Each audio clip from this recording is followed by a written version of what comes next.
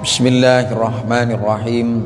Alhamdulillahi rabbil alamin. Wassalatu wassalamu ala sayyidina Muhammadin wa ala alihi wa sahbihi wa man tabi'ahum ila yaumiddin.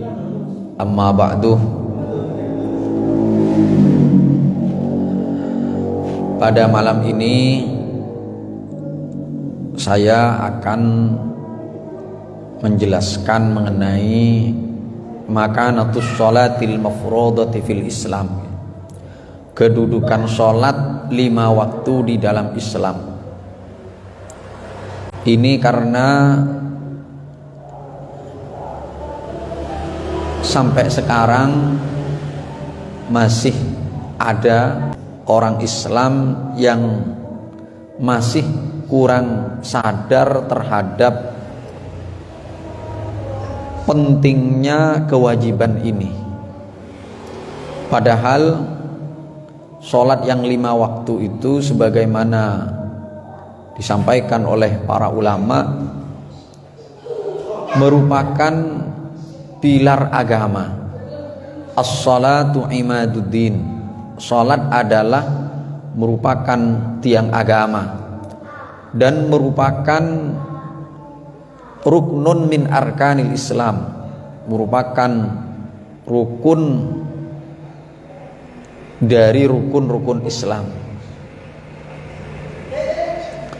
Karena itu orang yang mendirikan sholat itu berarti dia telah menegakkan agama Islam, dan orang yang meninggalkan sholat, menyia-nyiakan sholat, itu berarti dia telah meruntuhkan agama Islam.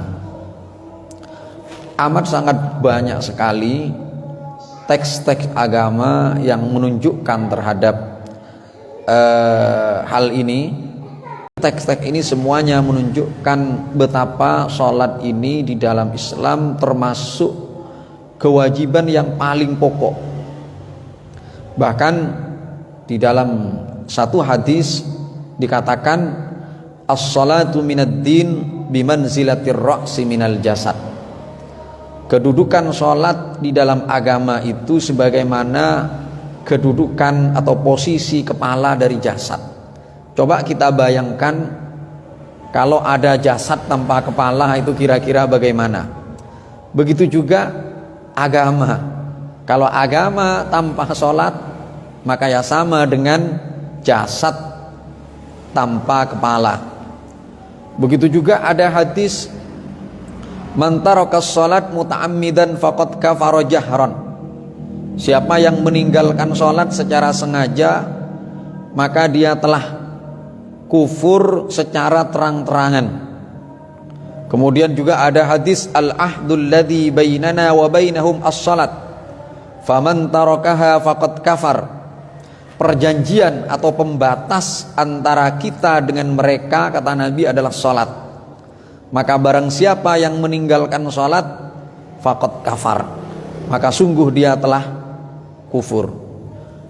Hadis-hadis ini semuanya menunjukkan betapa sholat itu merupakan kewajiban bagi orang Islam yang amat, bukan cuma amat, tapi yang paling pokok. Bahkan nanti di hari kiamat, di dalam satu hadis disebutkan bahwa yang pertama kali dihisab itu adalah sholat. Awwalu ma yuhasabu bihil abdu yaumal qiyamati as-sholat.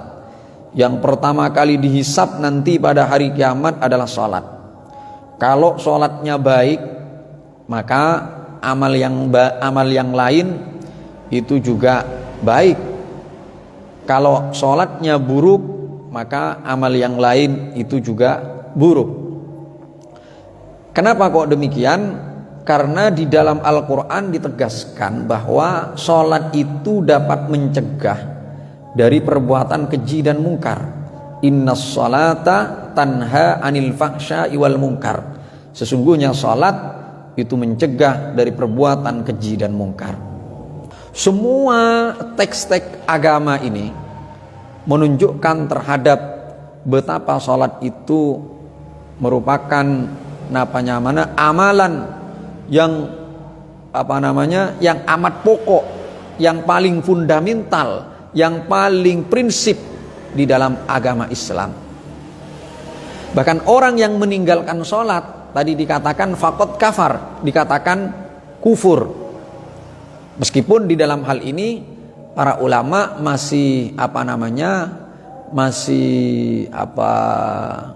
masih memerinci apakah dia meninggalkan sholat itu karena ingkar terhadap kewajiban sholat, ataukah dia meninggalkan sholat itu karena malas.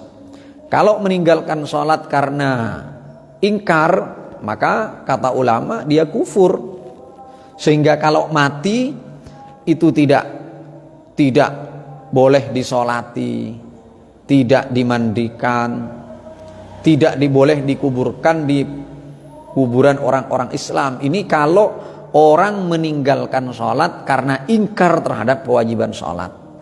Tapi kalau meninggalkannya karena malas, dia meyakini bahwa sholat itu sebenarnya merupakan kewajiban bagi dia, tetapi dia malas, maka sebagian ulama, mayoritas ulama mengatakan ini tidak sampai kafir, tetapi dia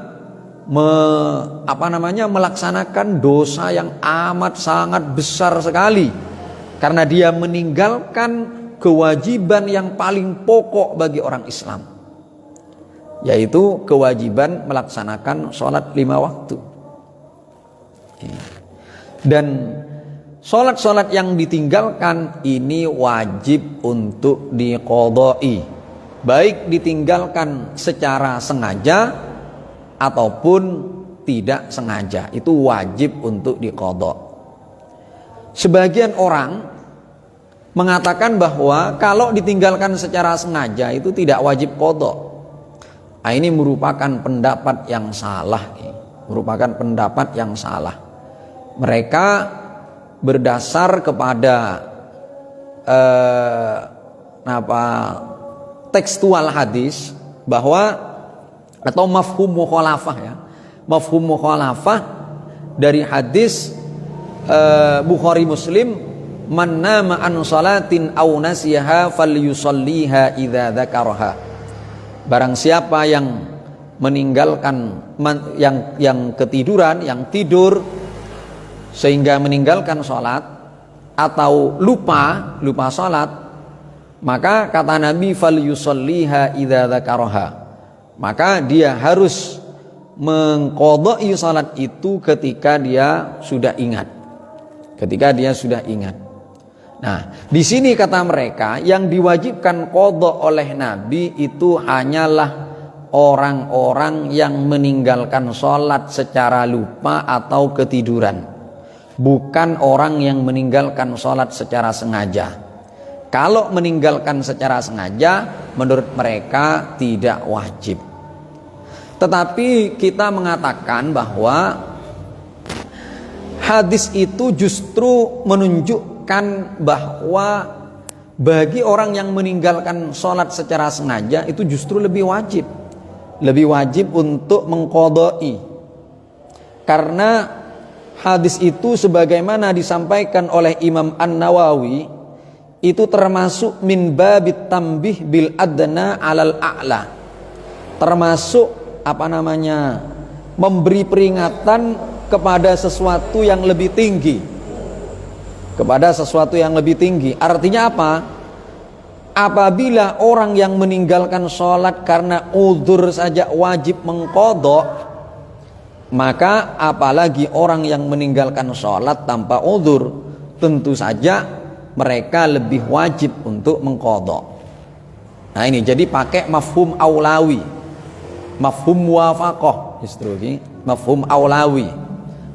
Nah, dan ini tidak mereka yang mengatakan bahwa ini bisa di mafhum mukhalafah itu tidak benar, karena pertama mafhum mukhalafah itu merupakan istidlal yang lemah, bahkan kehujahannya di kalangan ulama masih diperselisihkan. Misalnya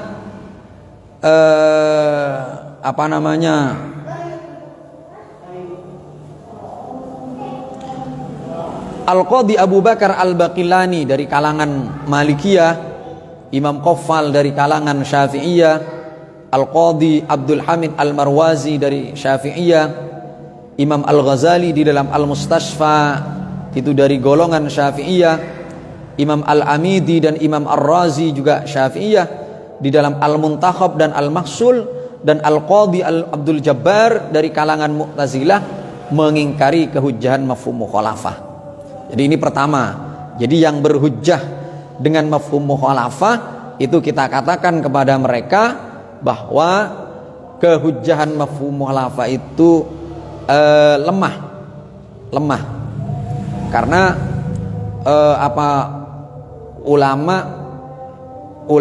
bahkan ulama masih memperselisihkan apakah bisa dijadikan hujjah atau tidak. Kemudian ulama yang mengatakan hujjah pun itu masih mensyaratkan, masih memberi syarat agar mafhum mukhalafah itu bisa dijadikan hujjah. Ada syarat, yaitu disebutkan di dalam Lubbul Usul itu, alla yadhhara li takhsisil mantuq faidatun ghairu nafyi hukmi ghairihi, yaitu di dalam penghususan penyebutan mantuk itu tidak boleh tampak ada faidah lain atau tujuan lain selain untuk meniadakan terhadap sesuatu yang didiamkan. Artinya untuk bisa dimafhum mukhalafah dalam penghususan mantuk itu harus diketahui bahwa faidahnya adalah memang untuk menolak atau meniadakan maskut anhu, sesuatu yang didiamkan. Misalnya dikatakan fil ghanam as-saimah zakatun, di dalam kambing yang digembalakan ada kewajiban zakat. Nah, sekarang apakah as-saimah ini bisa dimafhum mukhalafah atau tidak? Kita harus yakin bahwa penghususan as-saimah ini, penghususan penyebutan as-saimah ini memang untuk meniadakan terhadap maskut anhu, yaitu al-ma'luf, yaitu kambing yang diberi makan sendiri. Nah, baru bisa dimafhum mukhalafah bahwa misalnya kambing yang tidak digembalakan di padang rumput yang umum tetapi diberi makan sendiri itu tidak wajib zakat. Ini baru bisa di mafhum mukhalafah kalau tidak diketahui ada faidah lain. Mengapa kok dikhususkan penyebutkan itu? Kalau masih ada faidah lain, maka mafhum mukhalafah tidak bisa dipakai. Ada banyak faidah lain yang dimaksudkan di sini, antara lain misalnya perkara yang tidak disebutkan tidak lebih berhak terhadap hukum dibanding perkara yang disebutkan. Masalah yang didiamkan tidak disebutkan bukan karena takut. Sesuatu yang didiamkan tidak disebutkan karena tidak tahu. Sesuatu yang disebutkan tidak muncul karena menyesuaikan kebiasaan umum. Perkara yang disebutkan hukumnya bukanlah jawaban pertanyaan atau kejadian tertentu. Sesuatu yang disebutkan tidak muncul karena menyesuaikan dengan kenyataan. Maka melihat dari syarat-syarat mafhum mukhalafah ini, kita dapat menyimpulkan bahwa hadis man nama an sholatin aw nasiyaha falyusalliha idza dzakaraha itu termasuk hadis yang tidak bisa dimafhum mukhalafah. Kenapa? Pertama, karena maskut anhunya justru lebih utama daripada mantuk. Mantuknya itu adalah orang yang ketiduran atau orang yang lupa sholat, maka kalau ingat dia wajib mengqadha.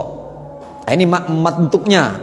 Nah, maskutnya adalah orang yang meninggalkan secara sengaja. Nah, meninggalkan secara sengaja ini merupakan sesuatu yang lebih berhak terhadap hukum terhadap mantuk. Maka kalau demikian di sini tidak bisa untuk dimafhum mukhalafah. Kemudian yang kedua, hadis itu man nama an salatin aw nasiha falyusalliha idza dzakaraha itu menyesuaikan dengan umumnya orang Islam. Umumnya orang Islam itu tidak meninggalkan sholat kecuali karena ketiduran atau karena lupa. Sehingga hadisnya muncul seperti itu, muncul menjelaskan orang yang lupa atau yang ketiduran, karena umumnya orang Islam itu ya karena itu. Karena itu maka tidak bisa dimafhum mukhalafah bahwa orang yang meninggalkan secara sengaja tidak wajib. Karena itu menyesuaikan dengan ghalibul muslimin, umumnya orang Islam. Nah, ini yang kedua. Dan faidah ini juga merupakan faidah yang menyebabkan bahwa mantuk tidak bisa dimafhum mukhalafah. Takhsisul mantuk tidak bisa dimafhum mukhalafah. Kemudian yang ketiga, yang menunjukkan bahwa hadis itu tidak bisa dimafhum mukhalafah adalah karena hadis itu muncul merespon kejadian tertentu yang dialami Rasulullah, yaitu tatkala beliau tidur sampai bangun kesiangan. Kemudian setelah bangun beliau menyuruh Bilal untuk azan dan iqamah untuk qada salat subuh secara berjamaah. Ketika itu beliau mengatakan, barang siapa yang tidur atau lupa sehingga tidak salat, maka dia harus mengqada apabila sudah ingat. Berarti di sini ada faidah lain yang sampai tiga di sini, sampai tiga yang menjadikan hadis man nama an salatin aw nasiha falyusalliha idza dzakaraha ini tidak bisa dimafhum mukhalafah. Yaitu pertama, karena maskut anhu lebih utama daripada mantuk. Kemudian yang kedua, karena hadis man nama an salatin aw nasiha ini menyesuaikan dengan umumnya muslimin. Kemudian yang ketiga, karena hadis ini adalah menyesuaikan dengan kenyataan yang terjadi pada Rasulullah. Maka berarti persyaratan mafhum mukhalafah, persyaratan kehujahan mafhum mukhalafah di sini tidak terpenuhi, yaitu alla yadhhara li takhsisil mantuq faidatun ghairu nafyi hukmi ghairihi, bahwa penghususan mantuk itu tidak boleh tanpa ada faidah lain kecuali memang hanya untuk menafikan maskut anhu, sesuatu yang tidak disebutkan. Nah, ini termasuk yang tidak memenuhi syarat itu. Sehingga yang berhujjah dengan mafhum mukhalafah dalam hal ini gugur hujjahnya. Argumennya lemah sekali, bukan cuma lemah, gugur sekarang.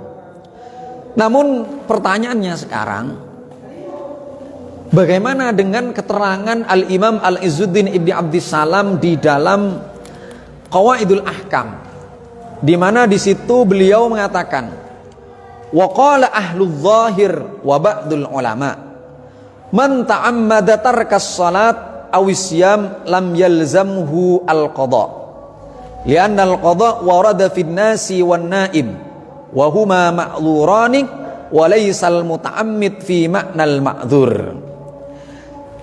Ulama ahli zahir dan zahiriyah, maksudnya zahiriyah, dan sebagian ulama mengatakan barang siapa yang meninggalkan sholat atau puasa secara sengaja, maka dia tidak wajib qada.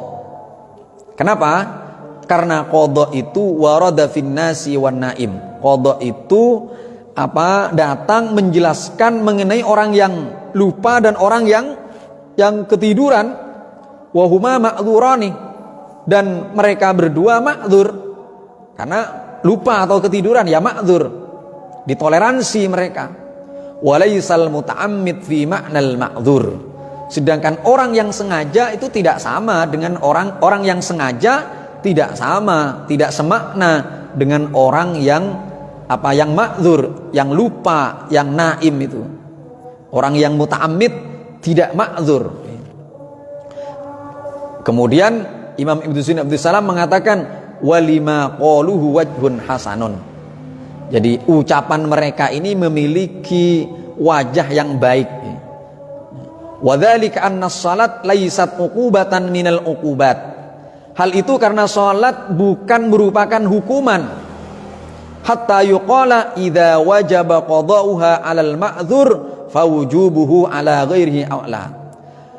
Nah, sholat itu bukan ukubah, sehingga tidak bisa dikatakan bahwa apabila qadha sholat itu wajib kepada ma'dzur, maka kepada selain ma'dzur lebih wajib. Tidak bisa kata beliau. Lianna salat ikramun minallahi ta'ala, karena salat itu merupakan ikram, bentuk anugerah kemuliaan dari Allah kepada manusia, kepada hamba. Ikramun minallahi subhanahu wa ta'ala lil abdi wa tashrifun lahu wa qad sammahu jalisan lahu wa aqrabu ma yakunul abdi min rabbih idza kana sajidan. Bahkan paling dekatnya posisi seorang hamba dari Tuhannya adalah ketika dia sedang sujud. Nah, fala yastaqimu ma hadza ayyuqala, maka tidak bisa dengan ini dikatakan idza ukrimal ma'dzur bil mujalasah wat taqrib kanal asi alladzi la udhra lahu aula bil ikrami wat taqrib. Apabila orang yang ma'dzur diberi kemuliaan, masih diberi kemuliaan, yaitu orang yang lupa itu loh. Orang yang lupa dan orang yang ketiduran itu masih diberi kemuliaan untuk tetap bisa menghadap kepada Allah, mujalasah, munajat kepada Allah, maka orang yang maksiat yang tidak uzur itu lebih berhak untuk dimuliakan. Tidak bisa ini, kata beliau. Wa ma hadza illa bimathabati may yurattibul karamata ala asbabil ihana, dan seterusnya, panjang ini keterangan beliau. Nah, bagaimana dengan ini? Kok Al-Imam Izzuddin bin Abdussalam, Sultanul Ulama, salah satu ulama Syafi'iyah, seolah bukan hanya seolah, ini mengatakan lahu lima qaluhu wajbun hasanun, pendapat yang mengatakan tidak wajib atas dasar bahwa al-muta'ammid itu laisa fi maknal ma'dzur, itu Syekh Abdul Aziz Salam kok kayak cenderung ke sana, mail ke sana gitu dari dauhnya ini.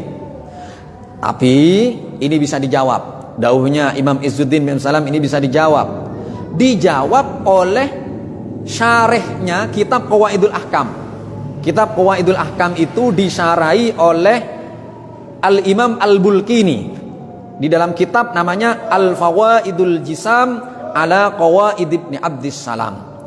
Di dalam kitab ini beliau memberikan komentar terhadap dauhnya Imam Abdussalam itu, yuqalu alaihi ma dzakarahu min an ahli adh-dhahir wa ghairihim wa qawluhu yalzamu alaihi annahu idza absadal hajja amdan bil jima' la yaqdihi wa huwa khilaful ijma'.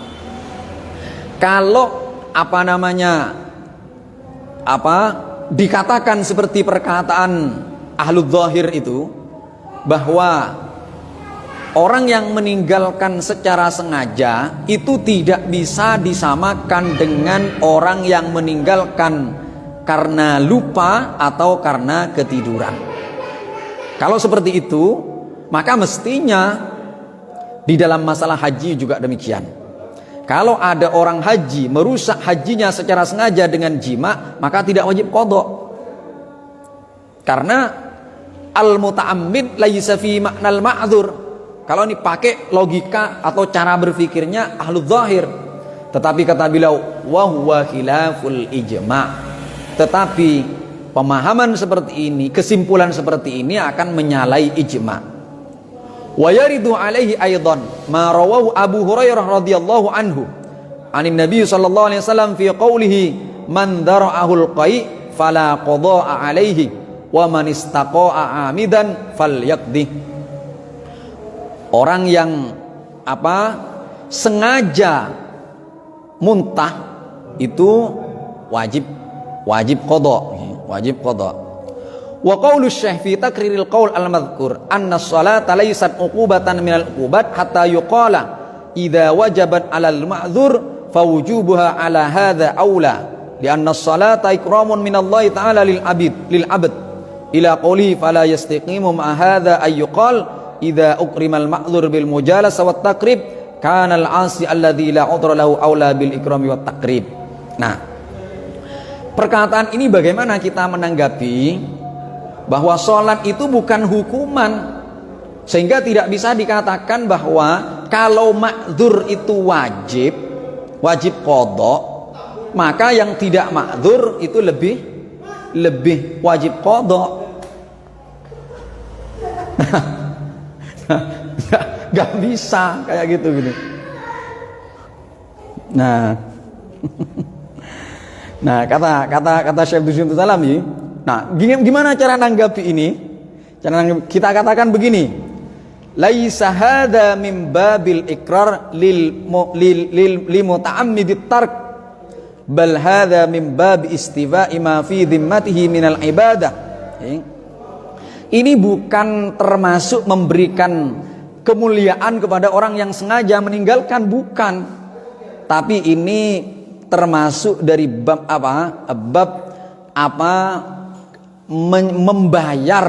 membayar ibadah yang menjadi tanggungan dia. Maka dengan demikian dari argumen-argumen ini, semua argumen orang yang mengatakan tidak wajib qadha bagi orang yang meninggalkan sholat secara sengaja itu menjadi gugur. Kemudian ada persoalan, ini penting.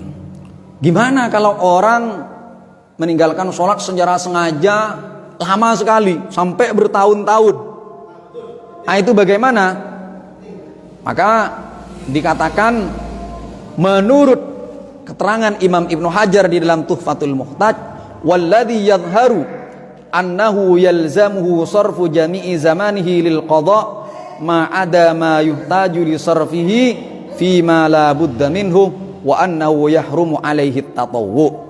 Jadi menurut keterangan Ibnu Hajar, orang yang meninggalkan sholat itu harus menggunakan semua waktunya untuk mengqadha kecuali waktu-waktu yang dibutuhkan untuk hal-hal yang tidak boleh, tidak bisa, tidak untuk dia lakukan selain untuk sholat. Misalnya untuk makan dan semacamnya, untuk tidur. Kalau tidak tidur nanti bisa mati dia, bisa sakit. Ya, maka nggak apa-apa, tidur sebentar, makan sebentar, kemudian pakai untuk sholat. Nah, ini kata Ibnu Hajar. Namun kalau pakai Ibnu Hajar ini, pendapat Ibnu Hajar ini, bagi semua orang kita fatwakan demikian, itu kadang ada sebagian orang yang kalau diberi fatwa seperti ini malah tidak sholat gitu. Jadi ada orang misalnya dalam waktu 30 tahun tidak sholat, kemudian dia mulai mau belajar sholat, minta fatwa ke kita, kita katakan ya wajib kamu sholat, dari sekarang kamu harus melaksanakan semua sholat, dan semua yang kamu tinggalkan dulu harus kamu qadai. Kamu tidak boleh bekerja.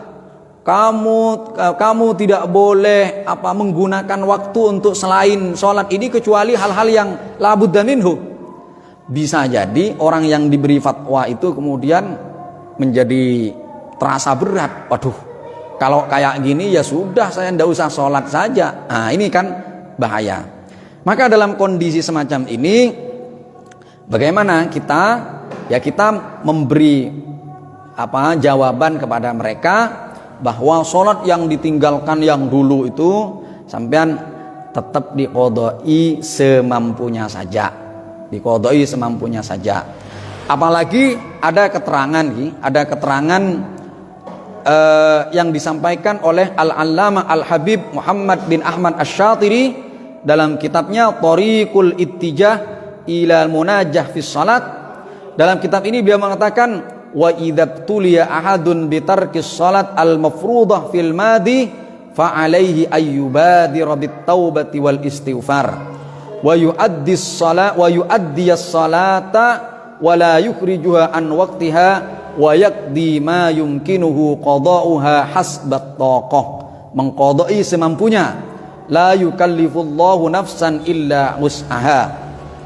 ala anna minal ulama man qala, ada sebagian ulama mengatakan idza kanatil muddatul lati taraka fiha as-salat tawilatan wa ya'suru alaihi qada'u salawatiha kulliha fa innahu la yalzamu bidzalika kulluhu targhiban lahu fil auda ila muzawalati fardihi wa ada'i salawatihi khilafan lil jumhur alladhi yulzimuhu biqada'i ma tarakahu fil madi mubadaratan.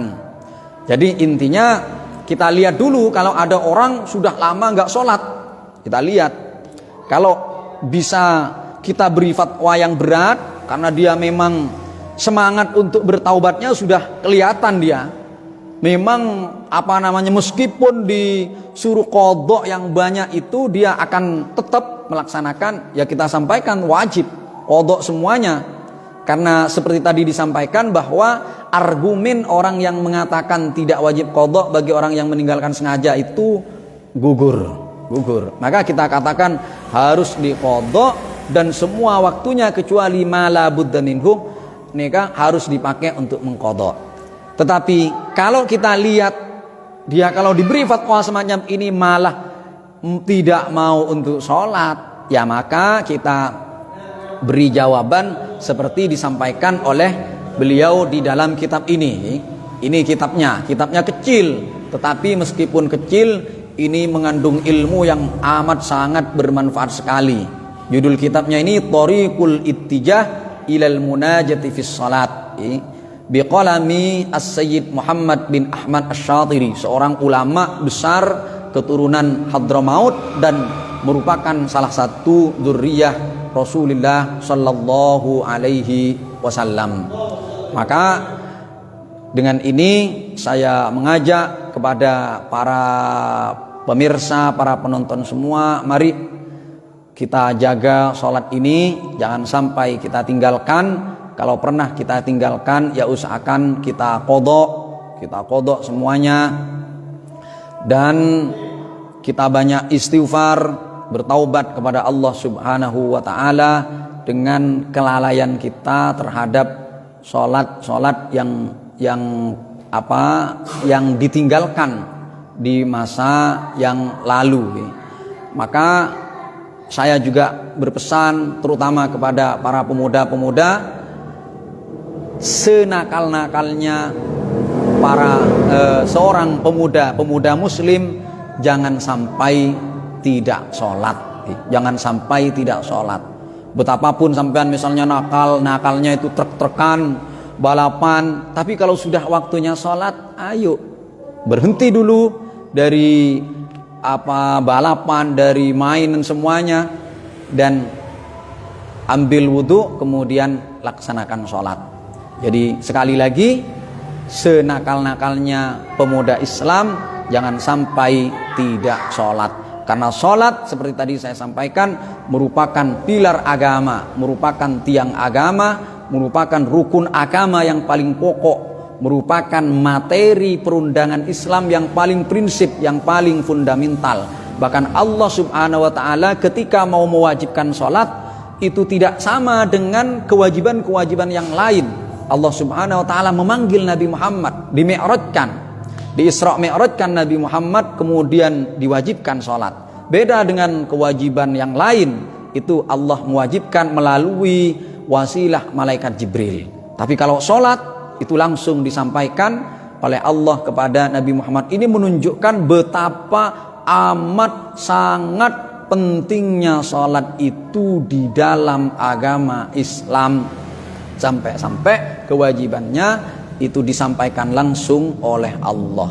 Kemudian tadi sudah saya sampaikan bahwa nanti di hari kiamat yang pertama kali ditanya itu adalah sholat. Kalau sholatnya baik, maka yang lain itu dinilai baik. Kalau sholatnya buruk, maka yang lain menjadi buruk.